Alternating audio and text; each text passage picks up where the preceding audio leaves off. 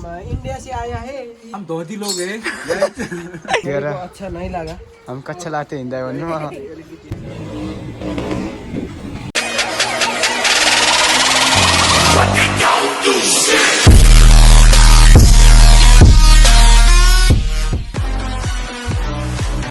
Hello guys,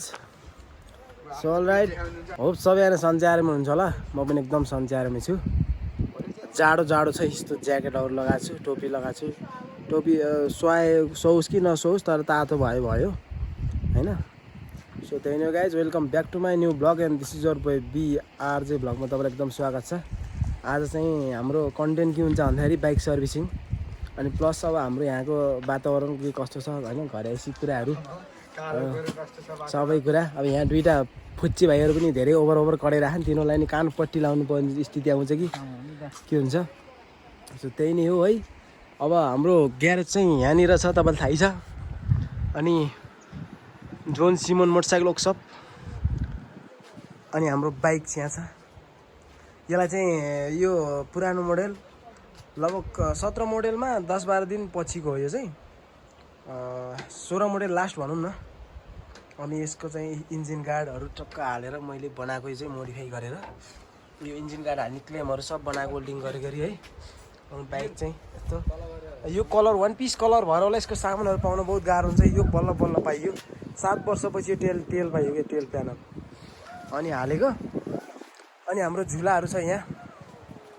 झुलामा एउटा सुन्दरी झुली छिन् बसेर हाँसिन आज हो। अनि हाम्रो यहाँ बाइक धुने ठाउँमा चाहिँ धेरै हिलो भयो। तपाईँहरूको ग्यारेज एकदम चल्ने, तर बाइक धुने ठाउँ राम्रो भएन है भाइ, यार के हो यस्तो भन्नुभयो र अनि बनाउन लाग्यो। अनि भाइले यहाँ सोच्दैछ कसरी बनाउने हो भन्ने कुरा। अब टेन्सनमै छ। बाइक धुन मैले बाइक उसले के अरे मैलेबाट धुने हो, तपाईँले धुनै पर्दैन, खुब आफू बाहिर तर्किनुहुन्छ भन्छ। अब मैले नि त गरेको छु नि काम, हिजो सब ढाड उठ्नमा काम गरेको, यत्र चाँजेको ढुङ्गा काम गरे भएर सोच्नु नि त यहाँ मैले काम गरेँ नि, अब कस्तो गरे ठिक होला भन्दै। अब कसो गरे ठिक हुन्छ, यहाँ ढलान गरे ठिक हुन्छ, कस्तो ठिक हुन्छ। यसलाई ट्र्याक्क ढलान गरेर यस्तो दामी बनाउनुपर्छ, दामी। यो चाहिँ गरेर त्यस्तै हुन्छ होला, भ्याइन्न होला सायद। अनि मेरो भोलिको राइड चाहिँ पोखरासम्मको हुनेछ, त्यही भएर मैले चाहिँ मेरो बाइकले अब छक्क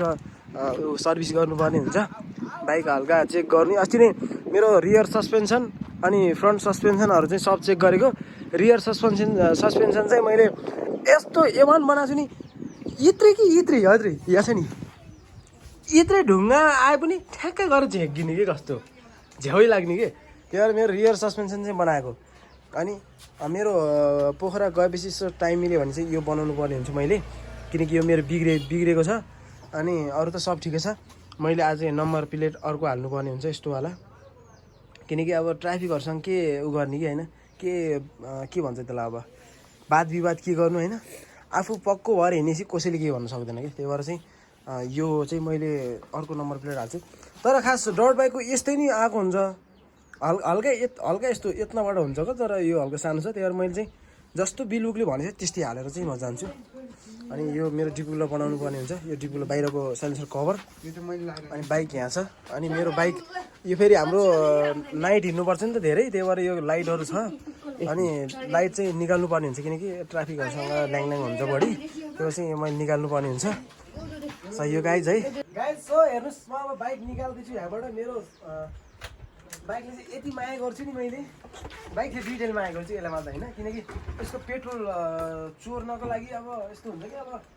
पेट्रोलहरू वारी आउँछ अनि चोरिदिन्छन् भनेर चाहिँ मैले यसलाई भित्र राखेको हुन्छु। यो ठाउँ छ नि त। अब अर्को बाइक हल्का सेफ हुन्छ, यो चाहिँ अलि अनसेफ भएको कारणले चाहिँ मैले यसलाई भित्र राख्नुपर्ने हुन्छ,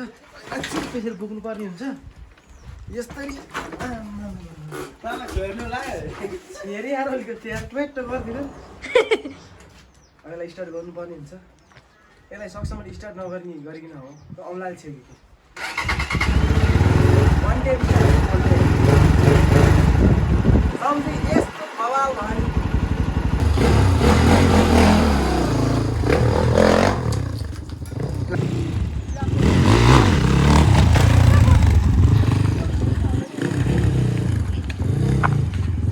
दामी गाइज, दामी मैले चाहिँ रियर सस्पेन्सन चाहिँ यस्तो बवाल बनाएको नि चट्ट ढोएर पेट्रोलले हेर्नु त यस्तो गर्नुपर्छ यसलाई यो सस्पेन्सन चाहिँ यति पनि थिएन कि अहिले यस्तो दामीले हेर्नु त यस्तो कि यति बवाल छ नि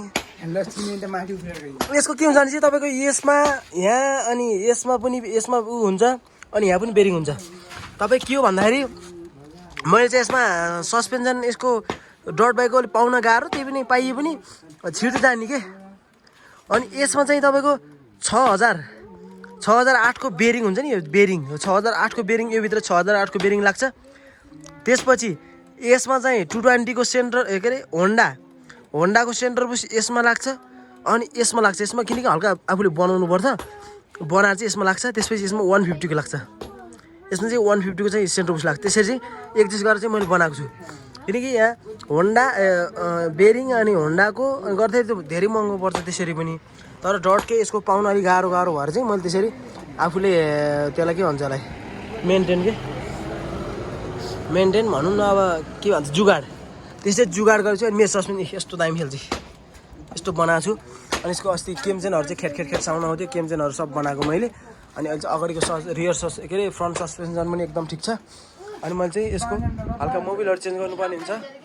त्यसपछि डिस्प्याडहरू चेन्ज गर्नुपर्ने हुन्छ गाई चाहिँ सो हेर्नुहोस् यसलाई मैले कस्तो तरिकाले यस्तो छ्याक्क बनाउँछु नि भाइ अनि भोलि टक्क मेरो पोखराको राइड बिहानैबाट हुनेछ तपाईँको डटहरू भयो ठुल्ठुला हेभी बाइक भयो जुन पनि A to Z चाहिँ हामीलाई बन्छ त्यो चाहिँ यहाँ बन्छ अनि यसको फुल इन्जिनहरू अनि अगाडि फ्रन्ट सस्पेन्सनहरू अनि यसको रियर सस्पेन्सनहरू सब बन्छ यहाँ किनकि फ्रन्ट सस्पेन्सनको लागि यसको लागि पुलरहरू चाहिँ फरक हुन्छ कि अर्कै त्यो चाहिँ म आफै मेरो डिजाइनले चाहिँ मैले बनाएको छु कि है यो डिजाइनले चाहिँ मैले बनाएको छु अनि यहाँ माथिको डिजाइनले यो चाहिँ यसको पुलरहरू चाहिँ मसँग छ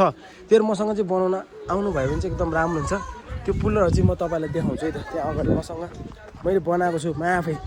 मैले ल्याउन भनेको थिएँ सामानहरू चाहिँ तर मगाउँदाखेरि अलिक टाइम लाग्ने भयो होइन त्यस कारणले चाहिँ म आफै मेरो स्टाइलमा है मेरो डिजाइनमा चाहिँ मैले डिजाइनिङ गरेको छु कि मलाई अब चाहिन्छ नि त त्यही भएर ल्याउनुहोस् यो चाहिँ माथिको सकको माथिको नट ठुलो यत्रो नट हुन्छ नि नट खोल्ने हो कि मैले यसमा पिस घाँसेर चाहिँ यो पुल रिन्ची बनाएँ मैले माथिको ढक्को नट खोल्ने त्यसपछि सक ठोक्नको लागि चाहिँ दुईवटा खप्लेटा हुन्छ यो त्यसरी चाहिँ मैले बनाएको यसको रिभ्यू चाहिँ पछि सक बनाउँदाखेरि दिन्छु के हो कस्तो है सो त्यही नै हो गाइज अनि त्यही भएर चाहिँ ग्यारेजमा बाइकहरू बनाउँदा चाहिँ एकदम सेफली बनाउनुहोस् भन्न चाहन्छु म त्यही हो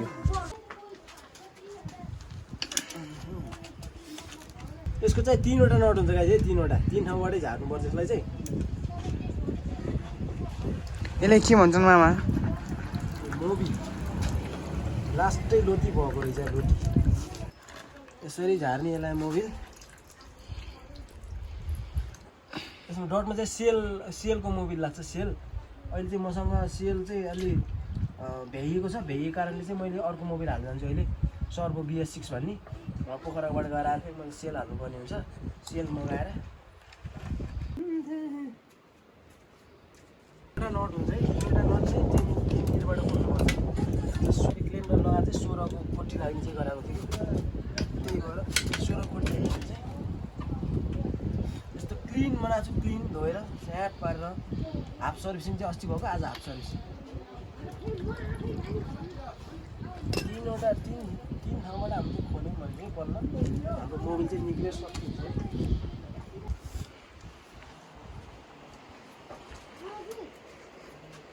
मैले कति दुःख गरेर यो लाइट हालेको थिएँ के गर्ने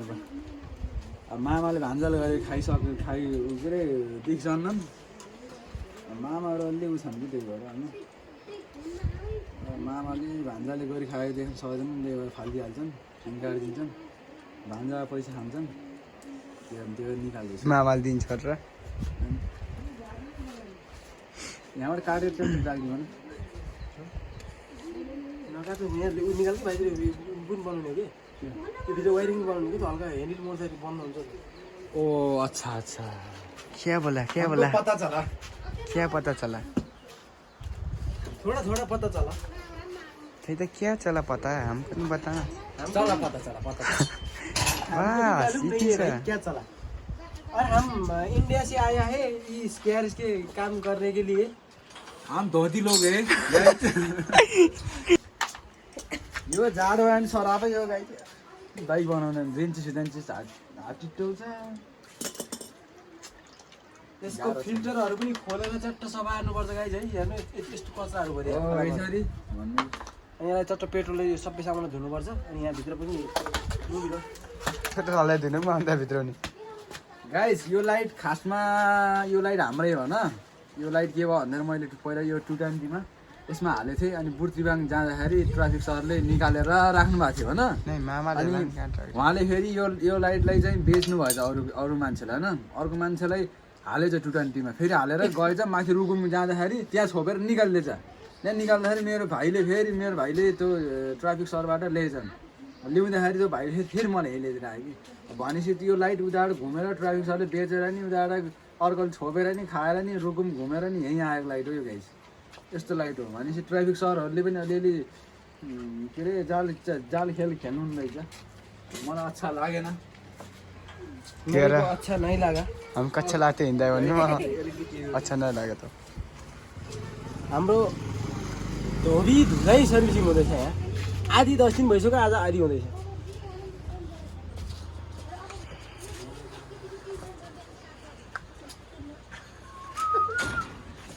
फेरि आसी यार ठिकै छ यहाँ कहाँबाट हल्लिन्छ यो चाबीको चाबीको यसलाई के भन्छन् रे मामा है छोरी है यसलाई के भन्छन् पट्काइदिउ न घर फेरि के भने के भाइ तिमी के भने के हो छोरी बोली गोपमा होइन र चाबी चाबी जा भने यो उसको मिटरको है जग्गा मिटर चाहिँ हल्लो नि स्टार्ट हुन्छ डिपर स्विचको कि डिपर स्विचको डिब्बा स्विच पनि हुन्छ र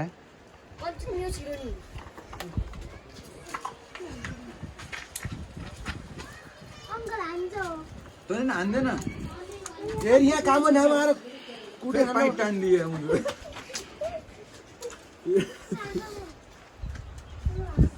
ओए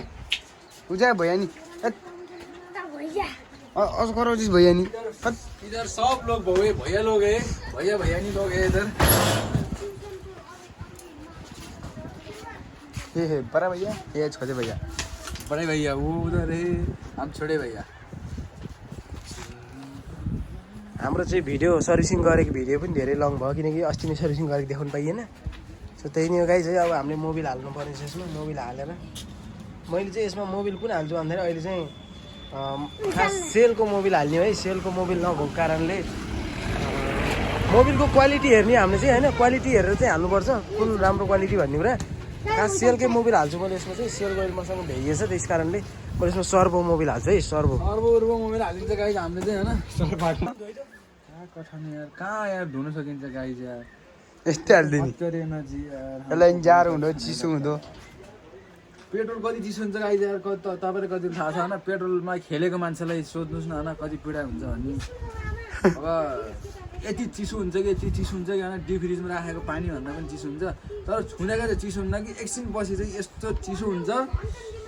के भनौँ खालि गर्मी बेला त्यस्तो चिसो हुनुपर्छ गर्मीको बेला चाहिँ ठिकै हुन्छ अनि जाडो बेलामा चाहिँ पाप पाइन्छ गाई पाप त्यसो पाप पनि नगर्नु न हौ भने जस्तै होला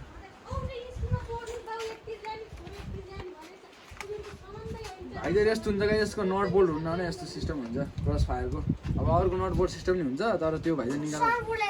फालिदिएको होइन यो चाहिँ अर्को भाइ चाहिँ हामीले हालेको हजुर मोबिल चाहिँ के अरे यसो मोबिल चाहिँ सेलको हाल्नुपर्ने तर अहिले चाहिँ मसँग भ्याइएको कारणले अलि अब पोखरा पुगेर आउनलाई चाहिँ लगभग केही हुन्न पुग्छ तर यो मोबिल पनि एकदम राम्रो खालको मोबिल है 20W50 तर त्यसमा चाहिँ हल्का ऊ हुन्छ नि टेम्परेचर के त्यसको चाहिँ अलि हाई क्वालिटीको हुन्छ त्योबाट त्यो एकदम ठिकको बेस्ट हो यो फेरि हल्का हिट भयो भने चाहिँ छिटो पातलो भइदिन्छ कि यो मोबिल यस्तै भएर यिनीहरू चाहिँ अब सानो सिसीहरूको अब 220हरू यिनीमा चाहिँ एकदम बेस्ट एकदम राम्रो मोबिल हो यो तर क्रस फायरमा चाहिँ यो पनि हाल्दा पनि केही फरक पर्दैन एकदम राम्रै हुन्छ मैले चाहिँ अहिले चाहिँ यही हाल्छु त्यसपछि लिएर चाहिँ मैले सेलकै हाल्छु है गाइस त्यही हो अनि हाम्रो भान्जाले यहाँ धुँदैछ